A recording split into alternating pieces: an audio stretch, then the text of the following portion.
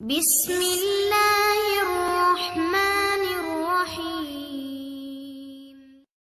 وسلم علی رسول الکریم، اما بعد فاعوذ باللہ من الشیطان الرجیم، بسم اللہ الرحمن الرحیم۔ الحمدللہ، درس کے 26ویں نشست ہے۔ اس سے پہلے سورہ بقرہ کی آیت نمبر 16 تک درس کیا گیا اور آج انشاءاللہ تعالی سورہ بقرہ کی آیت نمبر 217 سے درس شروع کیا جائے گا۔ یہ سورہ بقرہ کا 27واں رکوع ہے۔ اس سے پہلے اللہ تعالیٰ نے یہ آگاہ فرمایا تھا مسلمانوں کو تنبیہ کی کہ تم یہ خیال کرتے ہو کہ جنت میں ایسے ہی داخل ہو جائے گے، کوئی آزمائش نہیں ہوگا، کوئی امتحان نہیں ہوگا۔ تو فرمایا کہ ابھی تو تم پر پہلے لوگوں کی جیسے آزمائشیں آئی نہیں، جس طرح مشکلات سے گزر ہوئی وہ مشکلات تم پر آئی کہ یہ جنت کی راہ جو ہے یہ آسان راہ ہے، بلکہ یہ بڑی کٹھن راہ ہے۔ اس راہ میں بڑی مشکلات، بڑے مسائل اور بڑی جو ہے انسان کو تکلیفیں اٹھانی پڑتی ہے۔ اور اس کے بعد چونکہ اس سے پہلے جو ہے ذکر ہوا تھا اس بات کا کہ سارے لوگ جو ہیں پہلے ایک ہی امت تھے، ہم میں کوئی اختلاف نہیں، اور اس کے بعد یہ ذکر آیا کہ پہلے لوگوں پر اتنی بڑی آزمائشیں آئیں کہ وقت کے نبی تک نے یہ کہہ دیا کہ متى نصر اللہ، کہ آپ اللہ کی مدد کب آئے، یعنی اتنا مشکلات میں تھے۔ اس کے بعد مال کا ذکر تھا کہ آپ سے پوچھتے ہیں کہ وہ کیا خرچ کریں، تو خرچ میں بھی اسلام نے جو طریقہ بتایا بڑا ہی انصاف پسند طریقہ۔ فرمایا کہ آپ فرمائیے جو کچھ خرچ کرو اپنے مال سے تو اس کے مستحق تمہارے ماں باپ، یعنی سب سے پہلے۔ ایسا نہیں ہے کہ گھر والے بھوکے پڑے ہیں وہ باہر بڑے سخی اور جواد ہیں، ایسا نہیں۔ فرمایا کہ اس کی ابتدا اپنے گھر سے کرو، یہ ماں باپ جو ہے ان کی ذمہ داری تم پر سب سے زیادہ ہے، تو سب سے پہلے ان کا حق ادا کرو، سب سے پہلے ان پر خرچ کرو۔ تو فرمایا کہ آپ فرمائیے جو کچھ خرچ کرو اپنے مال سے تو اس کے مستحق تمہارے ماں باپ ہے۔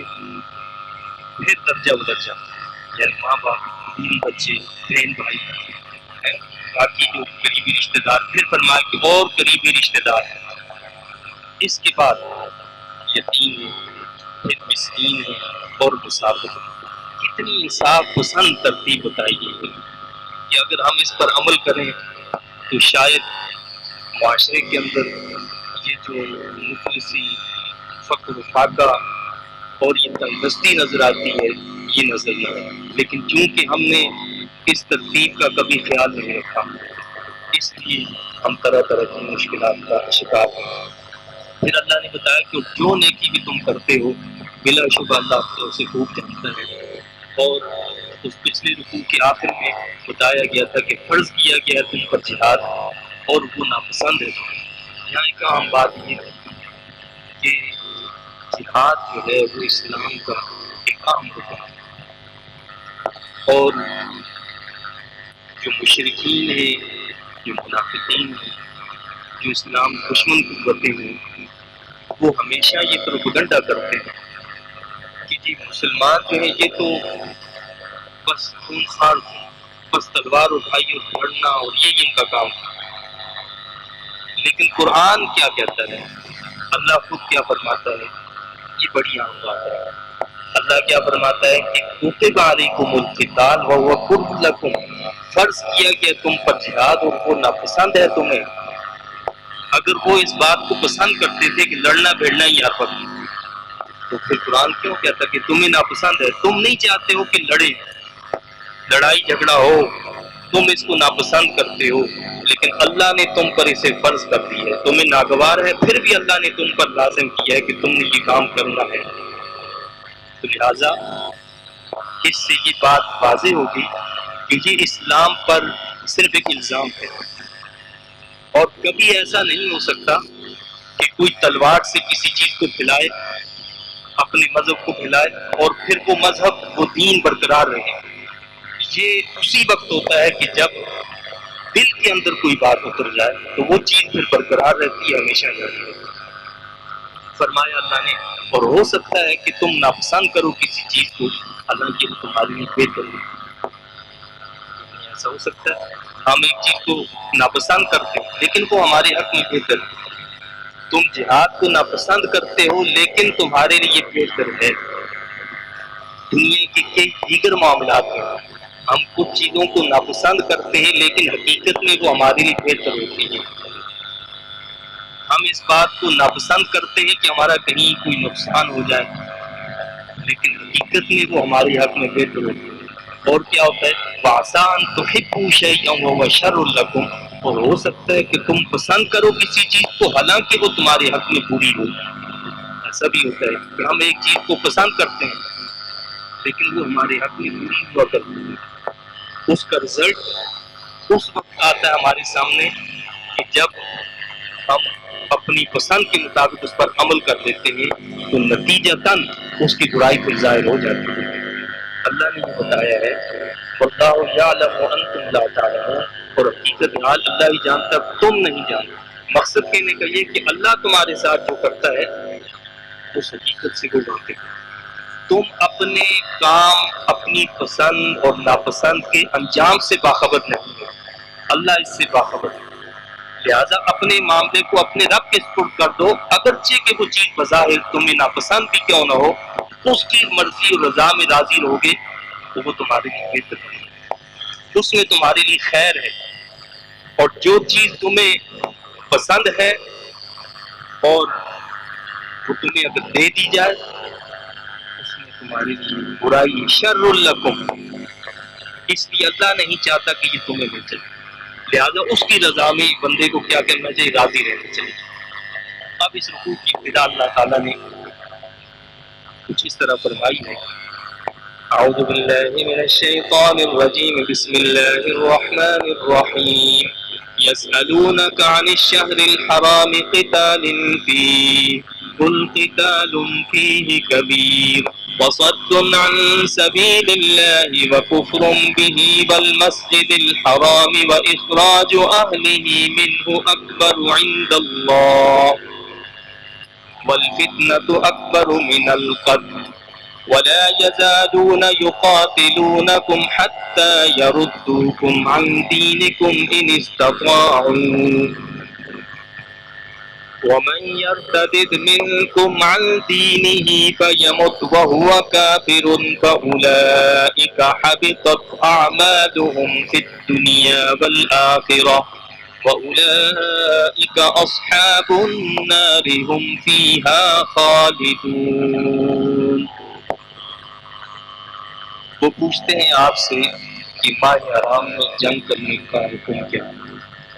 حرمت والے مہینے، 4 مہینے، رجب، ذوالقعدہ، ذی الحجہ، محرم، کی 4 مہینے زمانہ جاہلیت میں بھی ان کی حرمت کا خیال رکھا جاتا تھا، اور اسلام میں بھی اس کی حرمت کا خیال رکھا گیا کہ یہ حرمت والے، عزت والے مہینے۔ تو فرمایا کہ یہ آپ سے پوچھتے ہیں ماہ حرام میں جنگ کرنے کا حکم کیا ہے؟ دراصل یہ غلط فہمی ہوگی۔ مسلمانوں کا ایک چھوٹا سا دستہ اللہ کے رسول صلی اللہ علیہ وسلم نے کفار کا معائنہ کرنے کے لیے بھیجا تھا کہ تم جاؤ دیکھو یہ کیا کر رہا ہے، اور یہ جمادی ثانی کی آخری تاریخ سمجھے، اور اسی شخص کو چاند نظر آ گیا تھا، یعنی رجب جو ہے، رجب کا چاند نظر آ گیا، کو معلوم نہیں ہوا کہ یہ رجب کا چاند جو ہے نظر آ گیا ہے۔ تو اچانک ایسا ہوا کہ جس جگہ پر ان کو پہنچنا تھا، یہ جب وہاں پہنچے تو سامنے سے ان کا لشکر اور ان لوگوں سے آمنا سامنا ہو گیا۔ تو یہاں مسلمانوں کو پہلی چیز تو یہ تھی کہ غلط فہمی تھی کہ یہ رجب کا چاند نظر آیا ہے نہیں آیا، پہلی تاریخ ہوئی ہے نہیں ہوئی ہے، یہ پتہ نہیں تھا، تو لہٰذا انہوں نے سے لڑ لیے۔ دوسری بات یہ ہے کہ انہوں نے ان پر حملہ کر دیا تو ان کو اپنی جان بچانا تو پڑتا ہے، اپنی جان نہیں بچائیں گے کیا ان کے سامنے ہاتھ دھرے رہیں گے؟ تو لہٰذا انہوں نے اپنا دفاع کیا۔ اب دفاع میں ان کا ایک شخص مارا گیا، انہوں نے بڑا شور مچا دیا، یہود نے، منافقین نے، مشرکین نے، یہ دیکھو یہ کہتے تو ہیں کہ جی یہ حرمت والے مہینے ان میں لڑنا نہیں چاہیے، خود ان کا حال یہ ہے، لوگوں کو کہتے ہیں کہ یہ نہ کرو کام اور خود یہ کام کرتے ہیں۔ اللہ نے اس کا جواب دیا، اللہ نے کیا فرمایا؟ وہ پوچھتے ہیں آپ سے کہ ماہ حرام میں جنگ کرنے کا حکم کیا ہے، آپ فرمائیے کہ لڑائی کرنا اس میں بڑا گناہ ہے، لیکن روک دینا اللہ کی راہ سے۔ اس مہینے میں ان حرمت والے مہینوں کے اندر لڑنا کیا فرما بڑا گناہ ہے، لیکن روک دینا اللہ کی راہ سے اور کفر کرنا اس کے ساتھ اور روک دینا مسجد حرام سے، اللہ کے گھر میں نہیں جانے دیتے تم، جو اسلام قبول کرنا چاہتا اس کو اسلام قبول کرنے ہی نہیں دینا چاہتے تم، اس کے دل میں شکوک و شبہات پیدا کر دیتے ہو، اور نکال دینا اس میں بسنے والوں کو اس سے، یہ اس سے بھی بڑے گناہ ہیں اللہ کے نزدیک۔ یہ ان مہینوں میں لڑنے سے بھی زیادہ بڑا گناہ کیا ہے؟ اللہ کی راہ سے روکنا، اللہ کے ساتھ کفر کرنا، مسجد حرام میں جانے سے روک دینا، اور وہاں کے رہنے والوں کو، اہل مکہ کو، وہ مسلمان جو مکہ میں رہتے تھے ان کو وہاں سے نکال دینا۔ اللہ کیا فرماتا ہے کہ اکبر عند اللہ، یہ ان سے بھی بڑا گناہ ہے، ان حرمت والے مہینوں میں لڑنے سے بڑا گناہ یہ ہے۔ مقصد یہ کہ تم یہ لے کر بیٹھتے ہو چھوٹی سی بات، اس سے بڑی بات تو وہ ہے جو تم کر رہے ہو، اس کی فکر کیوں نہیں کرتے، اس طرف تمہارا دھیان کیوں نہیں جاتا؟ اور والفتنۃ اکبر من القتل، اور فتنہ و فساد قتل سے بھی بڑا گناہ ہے۔ فتنۃ اکبر من القتل، اللہ فرماتا ہے فتنہ، فتنہ کیا ہوتا ہے؟ یعنی انسان پر ایسا کڑا وقت آ جائے کہ اس کا ایمان ہی آزمائش میں پڑ جائے، یہ فتنہ ہے۔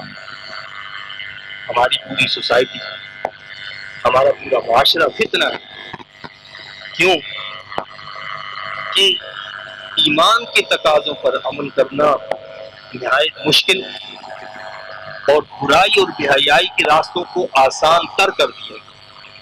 آپ چاہتے ہیں کہ آپ کا کاروبار اس طریقے سے ہو جیسے اللہ اور اس کے رسول صلی اللہ علیہ وسلم چاہتے ہیں، لیکن آپ کے راستے میں اتنی رکاوٹیں کھڑی کر دی گئی ہیں کہ آپ چاہنے کے باوجود اس پر عمل نہیں کر پاتے۔ اور دوسری طرف حال یہ ہے کہ بے حیائی ہے، برائی ہے، بددیانتی ہے، دھوکہ بازی ہے، یہ ساری چیزیں اتنی آسان کر دی گئی ہیں کہ آپ چاہتے ہیں کہ ان سے بچ جائیں، اس کے باوجود نہیں بچ پاتے۔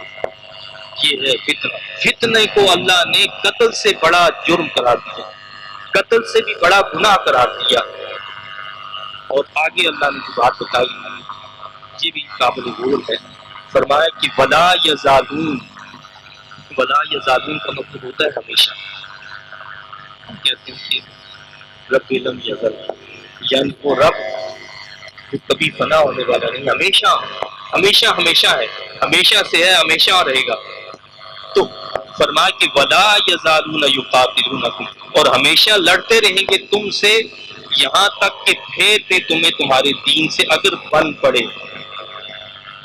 یہ اللہ نے کھلا اعلان کیا کہ یہ کافر، یہ مشرک، یہ یہود و نصارہ، یہ اسلام دشمن قوتیں کیا کریں گی؟ یہ کبھی بھی نہیں چاہیں گی کہ تم آرام سے بیٹھو۔ فرمایا کہ ہمیشہ لڑتے رہیں گے تم سے یہاں تک کہ پھیر دے تمہیں تمہارے دین سے اگر بن پڑے، یعنی ہمیشہ تمہیں دباؤ میں رکھیں گے، سماجی، اقتصادی، معاشی اور طرح طرح کے دباؤ میں تمہیں رکھیں گے تاکہ تم سر نہ اٹھا سکو۔ دنیا کے اندر جو نیو ورلڈ آرڈر ہے وہ اس کی کا کھلا ہوا ثبوت ہے جو قرآن بتا رہے ہیں، اور قرآن نے یہ اصول دیا ہے ہمارے مسلم حکمرانوں کے لیے کہ جب خارجہ پالیسی بناؤ تو یہ قرآن کا، اللہ کا یہ حکم اپنے سامنے رکھو کہ اللہ کیا فرما رہے ہیں۔ اللہ نے کیا فرمایا؟ ہمیشہ ولا یزالون یقاتلونکم، یہ اسلام دشمن قوتیں جو ہیں یہ ہمیشہ تمہارے خلاف برسر پیکار رہیں گے۔ یہ مت سمجھو کہ وہ تمہارے دوست ہیں، تمہارے یار ہیں، تمہارے نہیں ہیں۔ کافر جو وہ تمہارا دوست کبھی بھی نہیں بن سکتے۔ تو فرمایا کہ اور ہمیشہ لڑتے رہیں گے تم سے یہاں تک کہ پھیر دے تمہیں تمہارے دین سے اگر بن پڑے۔ اور جو پھرے تم میں سے اپنے دین سے، جو ان کی باتوں میں آ گیا، یہ تو ان کو 100% یقین ہوتا ہے کہ جو اپنے آپ کو مسلمان کہتا ہے کافر تو نہیں بنے گا، لیکن ان کا طریقہ واردات کیا ہوتا ہے، وہ ایسے لوگوں کے، مسلمانوں کے دلوں کے اندر شکوک و شبہات پیدا کر دیتے ہیں، جس کا مقصد یہ ہوتا ہے کہ اگر مسلمان ہے، نام کا مسلمان رہے، یہ مسلمان نہ ہو۔ چنانچہ ایسا ہی کرتے ہیں کہ مسلمانوں کے دلوں کے اندر طرح طرح کے شکوک و شبہات پیدا کرتے ہیں، جس سے وہ برائے نام مسلمان رہ جاتا، اپنے آپ کو کہتا تو مسلمان ہے لیکن حقیقت میں وہ مسلمان نہیں ہوتا، شکوک و شبہات پیدا کرتے ہیں۔ تو اللہ نے بھی فرما دیا کہ اگر تم ان کی باتوں میں آگے اور ان کی باتوں میں آ کر اسلام سے پھر کے اسلام کو چھوڑ دیا، یعنی مرتد ہو گئے، تو پھر کیا ہوگا؟ فرمایا کہ اگر تم پھرے اپنے دین سے اور پھر اسی حالت میں کیا ہو، موت آ جائے، پھر مر جائے حالت کفر پر، یہی وہ بد نصیب ہے کہ ضائع ہو گئے ان کے عمل دنیا و آخرت، اس کے سارے اعمال ضائع ہو گئے، جتنی نیکیاں کی تھی، جتنے حج کیے تھے، جتنے عمرے کیے تھے، جتنی خیرات کی تھی، جتنا صدقہ کیا تھا، سارا ضائع ہو گیا، تباہ ہو گیا، برباد ہو گیا۔ جیسے ایک کافر شخص دائرہ اسلام میں داخل ہوتا ہے تو کیا ہوتا ہے، اس کے تمام گناہ مٹ جاتے ہیں، وہ ایسے ہو جاتا ہے جیسے آج ہی ماں کے پیٹ سے نکلا، وہ پیدا ہوا ہے، وہ بالکل گناہوں سے پاک ہو جاتا ہے۔ بالکل اسی طرح کوئی شخص جو ہے شامت اعمال کی بنا پر اگر دین اسلام کو چھوڑ دے اور کفر اختیار کر لے، مرتد ہو جائے، تو اس کے تمام اعمال ضائع ہو جاتے ہیں، برباد ہو جاتے ہیں، سب کچھ ختم ہو جاتا ہے۔ تو فرمایا کہ اگر اسی حالت میں مر گیا تو کیا ہوگا؟ ضائع ہو گئے اس کے سارے اعمال، دنیا میں بھی اور آخرت میں بھی، دنیا میں بھی آخرت میں بھی۔ دنیا میں اس کے جو مسلمان ورثاء ہیں ان کی وراثت کا وہ حقدار نہیں ہے، شادی شدہ ہے تو اس کا نکاح ختم ہو جائے گا، اور یہی دوزخی ہیں وہ اس میں ہمیشہ رہنے والے ہیں۔ یہ اعلان اللہ نے کہا کہ وہ ایسے لوگ کیا کریں گے؟ ہمیشہ جہنم میں رہیں گے۔ اور ایسے شخص کی مرتد کی سزا اسلام نے یہ بتائی ہے کہ اس کی سزا یہ کہ اس کو قتل کر دیا جائے۔ اب بہت سے ذہنوں کے اندر یہ سوال کھڑا ہوتا ہے کہ جی یہ تو مرضی کی بات ہے، جس کا جو جی چاہے دین اختیار کرے، یہ کیا بات ہے کہ ایک شخص جب مسلمان تھا اس نے اسلام چھوڑ دیا اور اب آپ کہتے ہو کہ جی واجب القتل ہے؟ لیکن یہ بات یاد رکھنے کے قابل ہے کہ واجب القتل کا یہ مطلب نہیں ہے کہ میں اور آپ تلوار اٹھائیں اور اس کو قتل کریں، یہ ذمہ داری حاکم وقت پر، یہ حاکم وقت کی ذمہ داری ہے کہ ایسے شخص کو قتل کیا جائے جو اسلام کو قبول کرے اور پھر چھوڑ دے۔ تو بات یہ ہے کہ یہ اسلام کی طرف سے کوئی ظلم اور زیادتی نہیں ہے، اسلام نے تو کل اعلان کیا کہ لا اکراہ فی الدین، دین میں کوئی زبردستی نہیں ہے، آپ کو زبردستی اسلام قبول نہیں کروایا۔ جب آپ اسلام قبول کرنے کے لیے آتے ہیں تو آپ کو پہلے بتا دیا جاتا ہے بھائی یہ بات ہے، یہ شرائط ہے، یہ طریقہ ہے، اگر قبول کر لیا اور قبول کر کے چھوڑو گے تو پھر یہ سزا ہو۔ آپ نے اپنی مرضی سے قبول کیا۔ آج دنیا بھر کے اندر مختلف سوسائٹیز ہیں، ہمارے ملک کے اندر بھی کئی کمپنیز ہوتی ہیں، کئی معاملات ہوتے ہیں، کئی ممالک ہیں، ان کی اپنی اپنی شرائط ہوتی ہے کہ بھائی آپ ان شرائط پر پورا اتریں گے تو ہم آپ کو دیتے ہیں۔ ہم کسی ممبرشپ کسی کی حاصل کرنا چاہتے ہیں تو ان کی بھی کچھ شرائط ہوتی ہے کہ اگر ان شرائط کو آپ پورا کرتے ہیں تو آپ ویلکم، آپ ہمارے ساتھ آ جائیں، لیکن ان شرائط کو پورا نہیں کریں گے تو ہم آپ کو نہیں دیں گے۔ اسی طرح اسلام کی بھی شرائط ہوتی ہے کہ اگر ہم آپ کو زبردستی نہیں کہہ رہے کہ آپ اسلام قبول کریں، لیکن اگر آپ نے اسلام قبول کیا اور اسلام قبول کر کے اس کا فرد بننے کے بعد پھر اس کو چھوڑ دیا تو پھر اس کی سزا واجب القتل ہے کہ تمہیں قتل کر دیا۔ مختلف ممالک کے اندر یہ اصول، یہ قواعد موجود ہیں کہ وہ اپنے آپ جو ہے اگر امریکہ جاتے ہیں تو امریکہ جانے کے لیے بھی آپ کے لیے بہت ساری پابندیاں ہوتی، شرائط ہوتی ہیں کہ ان شرائط پر پورا اترو گے تو ہم تمہیں لیں گے، ورنہ نہیں۔ یہ گرین کارڈ آپ کو ایسے نہیں دے دیا جائے گا، پہلے ایمان کا سودا کرو گے تو پھر ہم تمہیں بلائیں گے، ورنہ نہیں بلائیں گے۔ تو اسی طرح اسلام کا بھی ایک قانون قاعدہ اصول ہے کہ ہم آپ کو زبردستی یہ نہیں کہتے کہ آپ اسلام قبول کریں، لیکن آپ اپنی پسند سے جب قبول کرتے تو پھر اپنی پسند سے آپ چھوڑ نہیں سکتے، یہ پہلے آپ غور و فکر کر کے اس میں داخل ہیں۔ تو لہٰذا فرمایا کہ یہ وہ لوگ ہیں جو دوزخ میں جائیں گے اور اس میں ہمیشہ رہنے والے ہیں۔ ان الذين آمنوا والذين هاجروا وجاهدوا في سبيل الله اولئك يرجون رحمة الله والله غفور رحيم۔ اب ان لوگوں کا ذکر ہے کہ جو ایمان لائے، اور ایمان لانے کے بعد وہی بات آئی کہ آزمائشوں کا سامنا تو کرنا پڑے گا، فتنہ تو ہوگا، مشکلات کا سامنا کرنا پڑے گا۔ اب مشکلات کی حالت میں انہوں نے ایمان کا سودا نہیں کیا، بلکہ ایمان کو بچانے کے لیے ان کو اپنا وطن چھوڑنا پڑا تو وطن چھوڑ دیا۔ کیا فرمایا اللہ نے؟ بے شک جو لوگ ایمان لائے اور جنہوں نے ہجرت کی، اپنا وطن چھوڑ دیا کہ ایمان کو بچانا ہے اور جہاد کیا اللہ کی راہ میں، تو یہی لوگ امید رکھتے ہیں اللہ کی رحمت کی۔ اولئک یرجون رحمت اللہ، اللہ کی رحمت کی امید رکھنے والے کون ہیں؟ ایمان لائے، ہجرت کی اور اللہ کی راہ میں جہاد کیا۔ اللہ کی رحمت کی امید یہ نہیں ہے کہ جی ہم نے اللہ کے حکم کو تو نہیں ماننا لیکن اللہ بڑا غفور رحیم ہے، نہیں۔ ایمان، ہجرت، جہاد، ایمان، ہجرت، ایمان اور عمل صالح کو اختیار کرنا، لیکن اس عمل صالح پر بھروسہ نہ کرنا۔ بھروسہ نہیں کرنا ہے کہ جی یہ میرا عمل جو ہے مجھے نہیں ہے۔ بچانے والی اللہ کی رحمت، بچانے والی ذات اللہ کی ہے، وہ اپنی رحمت سے ہمارا عمل ہمیں جہنم سے نہیں بچا سکتی، ہاں اللہ کی رحمت ہمیں جہنم سے بچا سکتی ہے۔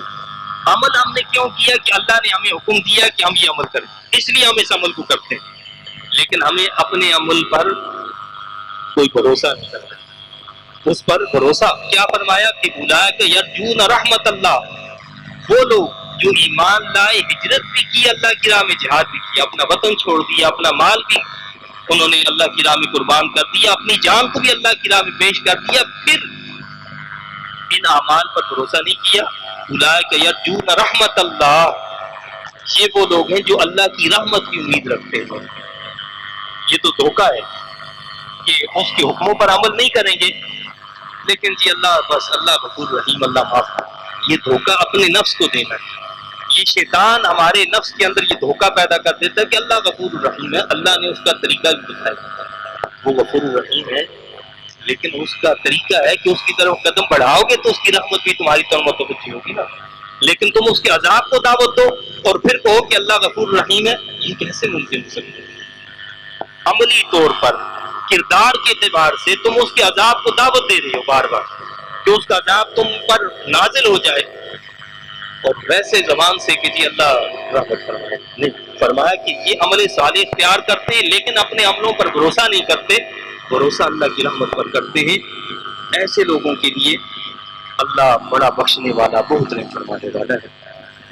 اس کے بعد شراب الجوع کا ذکر فرمایا کہ يسألونك عن الخمر والميسر قل فيهما اسم كبير ومنافع للناس واسمهما أكبر من نفعهما ويسألونك ماذا ينفقون قل العفو كذلك يبين الله لكم الآيات لعلكم تتفكرون۔ وہ پوچھتے ہیں آپ سے شراب اور جوئے کی بات، شراب اور جوئے کے بارے میں سوال کہ جی جائز ہے ناجائز ہے؟ آپ فرمائیے ان دونوں میں بڑا گناہ ہے، اسم کبیر۔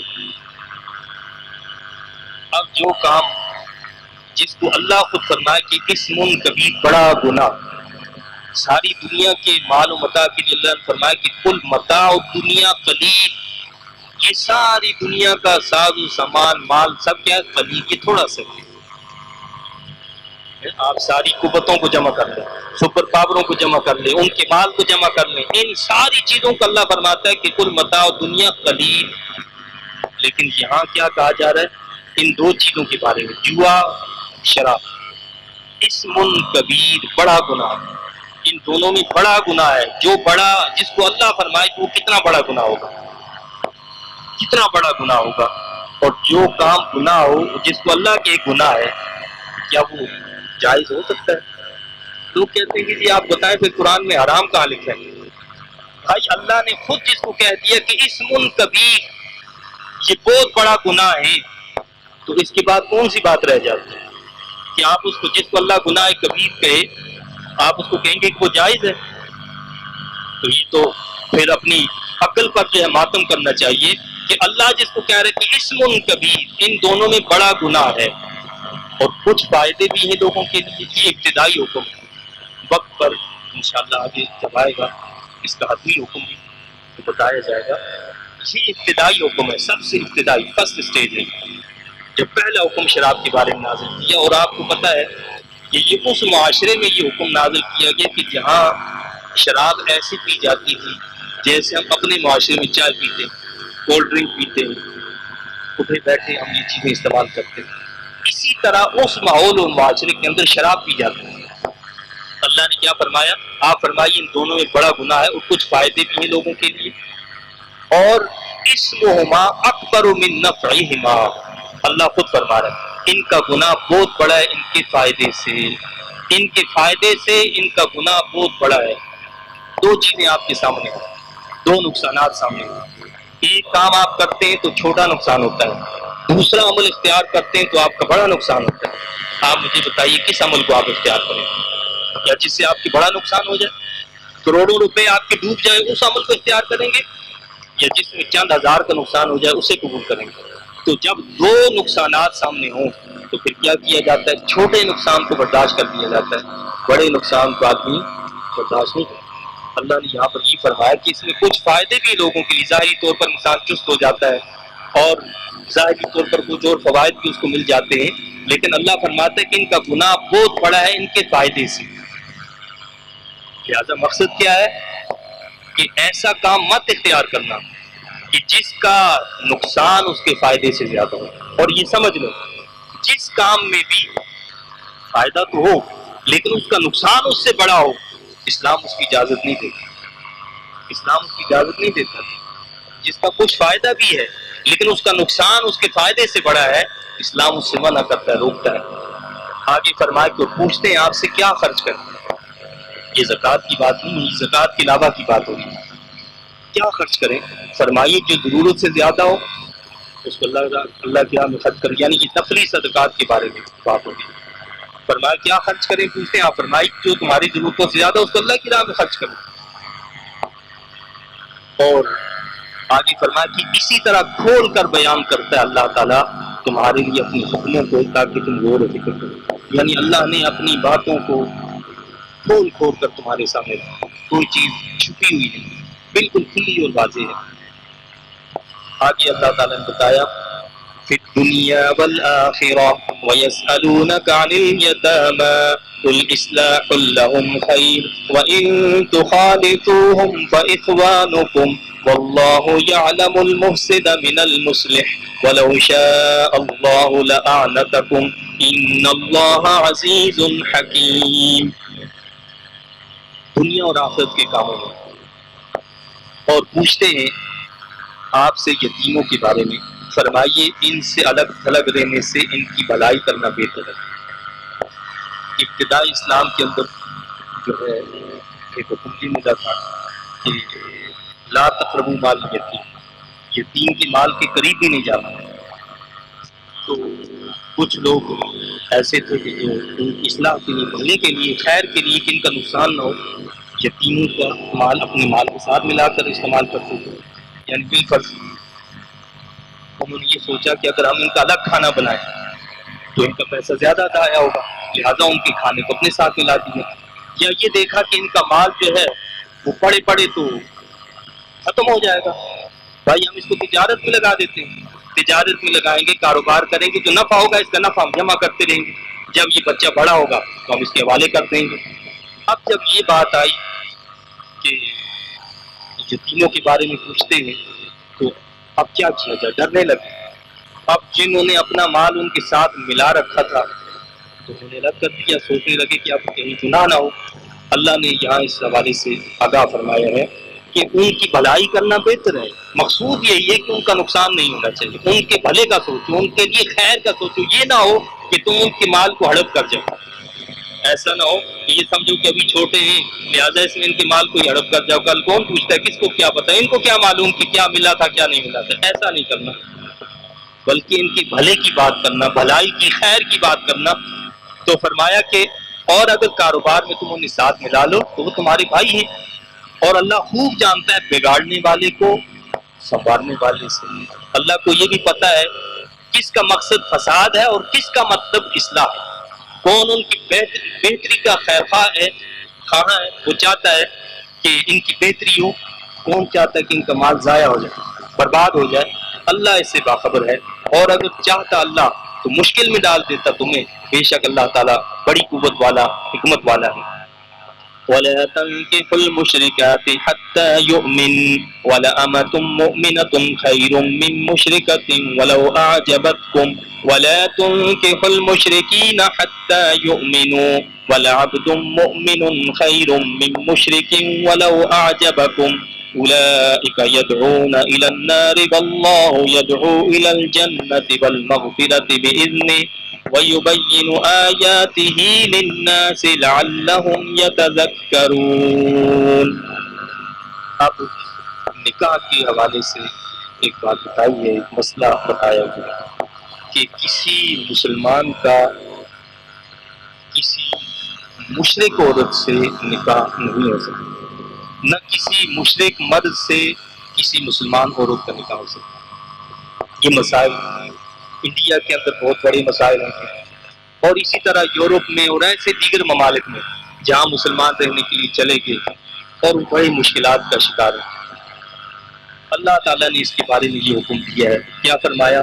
اور نہ نکاح کرو مشرک عورتوں کے ساتھ یہاں تک کہ وہ ایمان لے آئیں. جب تک ایمان نہ لائیں ان سے نکاح نہیں ہو سکتا، جب تک مومن نہ بن جائیں نکاح ان سے نہیں کر سکتے. اور بے شک مسلمان لونڈی بہتر ہے آزاد مشرک عورت سے، اگرچہ وہ بہت پسند آئے تمہیں. لونڈی غلام کا مطلب یہ ہے کہ وہ جو ملکیت ہوا کرتی تھی زمانہ جاہلیت کے اندر، غلام بنا لیا جاتا تھا، وہ مال ہوتا تھا، لونڈی مال ہوا کرتی تھی. اللہ فرماتا ہے کہ اگر کوئی لونڈی ہے، کوئی غلام ہے، وہ کیا ہے؟ وہ بہتر ہے اس مشرک سے جو کھلا، جو آزاد ہے، جو آزاد ہے، جو تمہیں پسند ہے، اس سے بہتر وہ کنیز ہے، وہ لونڈی ہے جو کہ کیا ہے؟ مسلمان ہے. اور نہ نکاح کر دیا کرو اپنی عورتوں کا مشرکوں سے یہاں تک کہ وہ ایمان لائیں. اسی طرح کسی مشرک سے اپنی عورتوں کا نکاح نہیں کیا جاتا. اور بے شک مومن غلام بہتر ہے آزاد مشرک سے، اگرچہ وہ پسند آئے تمہیں، وہ کتنا پسند کیوں نہ آئے. یہ ہے وہ معیار جو اسلام ہمیں دیتے ہیں. ہمارا معیار ہوتا ہے کہ اس کے پاس مال کتنا ہے، دولت کتنی ہے، کمپنیاں کتنی ہیں، اس کی فلاں چیز کتنی ہے. ہم اسی معیار پر اس کو ناپتے تولتے رہتے ہیں. ایمان کا معیار کبھی ہم نے بنایا ہی نہیں. اسلام ہمیں بتاتا ہے کہ ایمان معیار ہونا چاہیے نکاح. یہ ساری زندگی کا معاملہ ہوتا ہے. پیسہ سب کچھ نہیں ہوا کرتا، دولت سب کچھ نہیں ہوا کرتی. سب کچھ اگر ہے تو وہ ایمان کی دولت ہے. یہ اگر کسی کے پاس ہے تو سمجھو سب کچھ ہے، اور یہ چیز نہیں ہے تو آپ سمجھیں کہ اس کے پاس کچھ بھی نہیں. تو فرمایا کہ وہ لوگ تو یہ مشرک، یہ شرک کرنے والے، یہ کافر، یہ کون لوگ ہیں؟ فرمایا کہ وہ لوگ تو بلاتے ہیں دوزخ کی طرف، اور اللہ تعالیٰ بلاتا ہے جنت اور مغفرت کی طرف اپنی توفیق سے. اور کھول کر بیان کرتا ہے اللہ تعالیٰ اپنے حکم لوگوں کے لیے تاکہ وہ نصیحت حاصل کریں. یہ احکام اللہ تعالیٰ نے ہمیں نصیحت حاصل کرنے کے لیے. اللہ تعالیٰ سے التجا ہے کہ اللہ تعالیٰ مجھے آپ کو ہم سب کو ان تعلیمات کی صحیح سمجھ عطا فرمائے اور سمجھ کر ان کے مطابق عمل کی توفیق عطا فرمائے. رمضان مبارک کا بابرکت رمضان بہت قریب ہے ہمارے اور شروع ہونے ہی والا ہے، اور یہ قرآن کا مہینہ، لہٰذا اس مہینے میں قرآن سے اپنے تعلق کو زیادہ مضبوط کریں، قرآن سے اپنے تعلق کو جوڑیں اور قرآن حکیم کو پڑھیں، قرآن حکیم کی تعلیمات کو سمجھنے کی کوشش کریں. اللہ تعالیٰ مجھے آپ کو ہم سب کو اس پر عمل کی توفیق دے. آمین. وآخر دعوانا الحمدللہ رب العالمین.